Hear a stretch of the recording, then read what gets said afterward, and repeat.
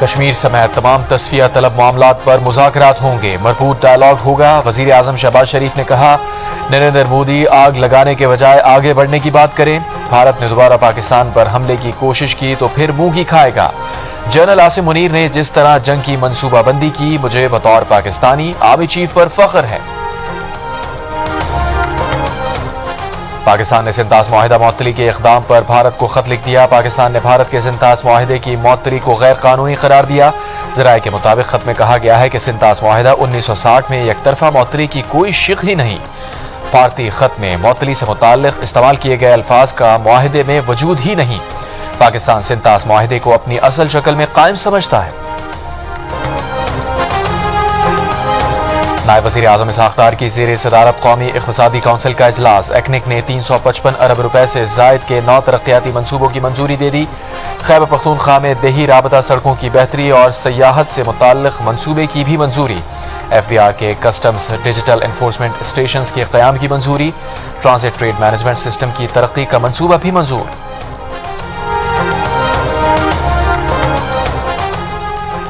وزیر مذہبی امور سردار محمد یوسف نے کہا ہے کہ بھارت کے خلاف جنگ میں کامیابی پر پاکستانی عازمین حج نے بھی خوشی کا اظہار کیا ہے۔ عازمین حج نے افواج پاکستان کے لیے خصوصی دعائیں، شکرانے کے نوافل بھی ادا کیے۔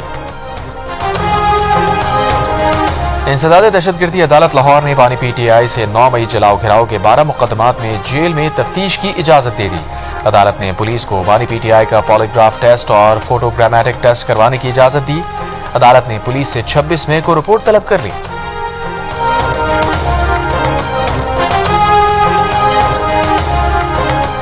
کراچی کی شیریں جناح کالونی میں ٹینکر کی ٹکر سے موٹر سائیکل سوار جاں بحق۔ حادثے کے بعد ڈرائیور ٹینکر سمیت فرار۔ جاں بحق شخص کی شناخت منیر احمد کے نام سے ہوئی۔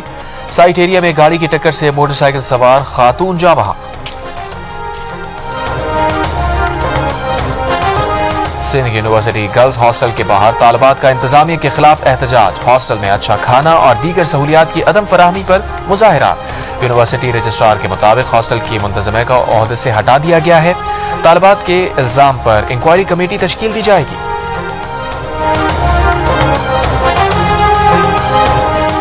اداروں کے خلاف پوسٹ کرنے پر 8 افراد کے خلاف پیکا ایکٹ کے تحت مقدمات درج۔ مقدمہ تھانہ سٹی مردان میں ایڈیشنل ایس ایچ او محمد کریم کی مدعیت میں درج کیا گیا۔ ایف آئی آر کے مطابق تمام اکاؤنٹس کے خلاف باقاعدہ شواہد اکٹھے کیے گئے۔ مقدمے میں نامزد ملزمان کی گرفتاری کے لیے ٹیم کو ٹاسک دے دیا گیا۔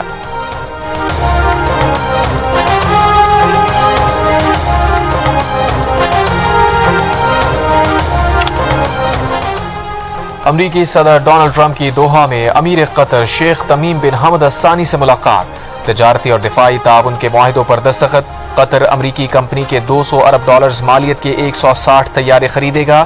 ٹرمپ نے کہا کہ ایران کے ساتھ ڈیل کے لیے قطر امریکہ کے ساتھ مل کر کام کر رہا ہے۔ ایران کو پھلتا پھولتا دیکھنا چاہتے ہیں۔ قطر کے لیے کچھ ایسی چیزیں کریں گے جس سے وہ خوش ہوں گے۔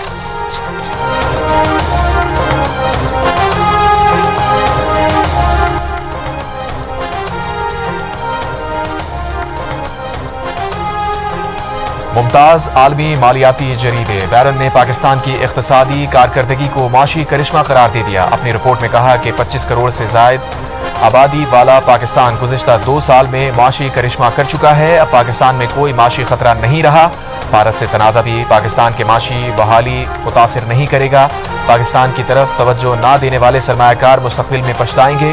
رپورٹ میں کہا گیا ہے کہ جو مہنگائی سالانہ 40% تھی اب تقریباً صرف 0 ہو چکی ہے۔ پاکستانی یورو بانڈ کی قیمت 40 سینٹ فی ڈالر سے بڑھ کر 80 سینٹ ہو گئی ہے۔ اسٹاک ایکسچینج انڈیکس 3 گنا ہو چکا ہے۔ پاکستان کی اس کارکردگی میں وزیر اعظم شہباز شریف کا کردار اہم رہا ہے۔ حالات نے شہباز شریف اور ان کے فوجی اتحادیوں کو معاشیات اور زندگی کا بہترین محرک فراہم کیا ہے۔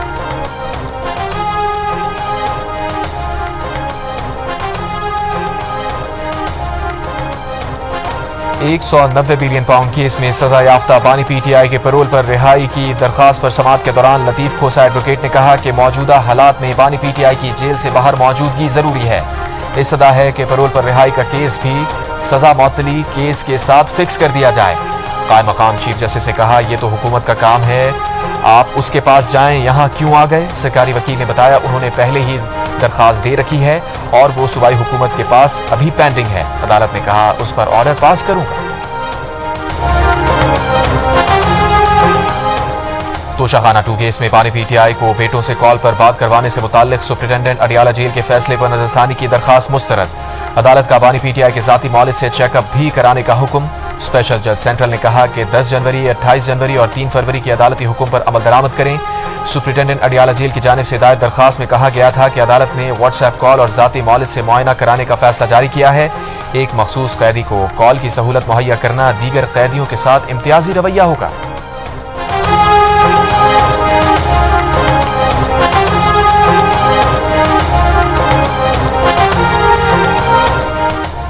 پاک فوج سے اظہار یکجہتی اور آپریشن بنیان مرصوص کی کامیابی پر حیدرآباد میں ریلی کی قیادت پی پی رہنما راول شرجیل میمن نے کی۔ بھارتی جارحیت کا بھرپور جواب دینے پر پیپلز پارٹی کا آج یوم تشکر منانے کا اعلان۔ وزیر اطلاعات سندھ شرجیل انعام میمن نے کہا کہ دہشت گرد بھارت نے پہلگام کو بہانہ بنا کر پاکستان پر حملہ کیا، جس کا منہ توڑ جواب دیا گیا۔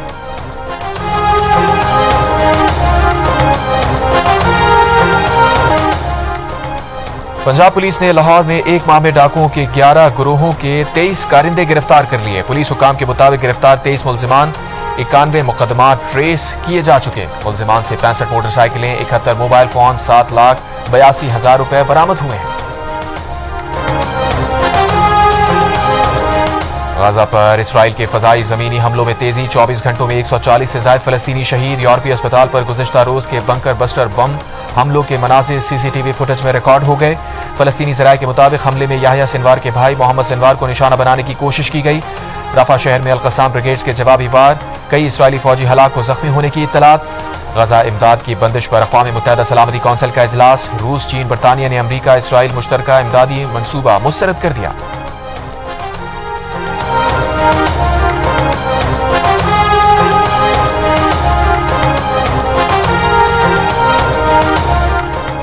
مولانا فضل الرحمان نے کہا ہے کہ فلسطین میں ہونے والے ظلم پر خاموش نہیں بیٹھیں گے، مسلمانوں کو اس کے خاتمے کے لیے آگے آنا ہوگا۔ جے یو آئی میڈیا سیل کے نمائندوں سے خطاب میں مولانا فضل الرحمان نے کہا کہ کوئٹہ میں آج عظیم الشان ملین مارچ ہوگا۔ پاکستان کے عوام اور جمعیت علماء اسلام فلسطین کے عوام کے ساتھ تھے اور رہیں گے۔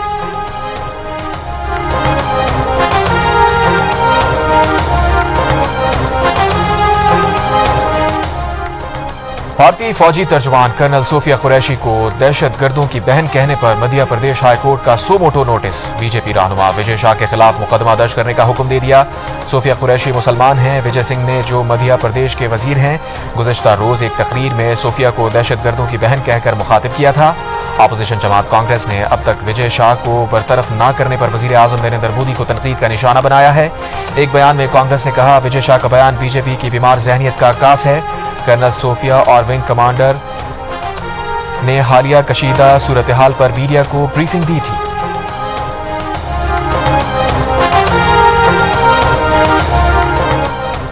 بھارتی فوج کے بزدلانہ جارحیت کے نتیجے میں زخمی 2 جوان شہید ہو گئے۔ پاک افواج کے شہداء کی تعداد 13 ہو گئی۔ آئی ایس پی آر کے مطابق 78 جوان دوران ڈیوٹی زخمی ہوئے تھے۔ دوسری جانب وفاقی حکومت نے بھارتی حملوں سے جانی اور دیگر نقصانات کی تفصیلات پر رپورٹ تیار کرنے کی ہدایت کر دی۔ ذرائع کے مطابق چاروں صوبوں گلگت بلتستان، آزاد کشمیر حکومت کو وزیر اعظم سیکریٹریٹ کی طرف سے سول انفراسٹرکچر، گھروں، تعلیمی اداروں، اسپتالوں کو نقصان کی تفصیلات اکٹھی کرنے کی ہدایت کی گئی ہے۔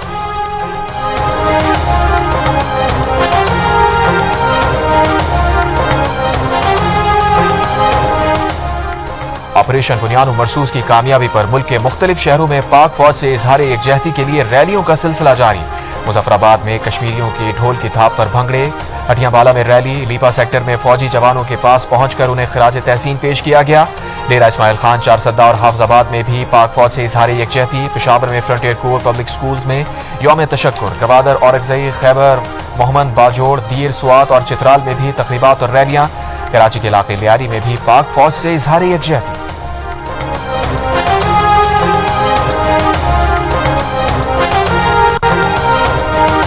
ملک کے بیشتر حصوں میں آج سے 20 مئی تک ہیٹ ویو کا امکان۔ محکمہ موسمیات کے مطابق جنوبی پنجاب، سندھ، بلوچستان، بالائی پنجاب، کے پی، کشمیر اور گلگت بلتستان میں درجہ حرارت 5 سے 7 ڈگری زیادہ رہے گا۔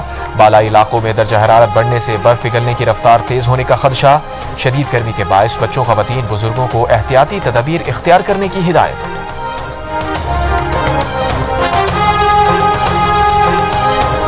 اور ईरानी सदर का अमरीकी सदर के खलीजी ममालिक के दौरे के दौरान तेहरान पर तनकीद के जवाब में बयान। ईरानी सदर मसूद पज़ेश्कियान ने कहा, आप यहाँ क्या हमें डराने के लिए आए हैं? हम गुंडागर्दी के आगे नहीं झुकेंगे।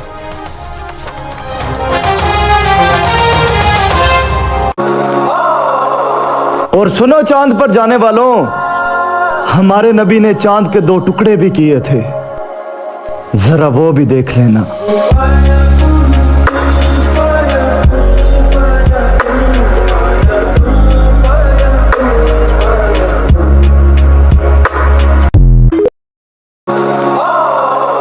और सुनो चांद पर जाने वालों, हमारे नबी ने चांद के 2 टुकड़े भी किए थे, जरा वो भी देख लेना।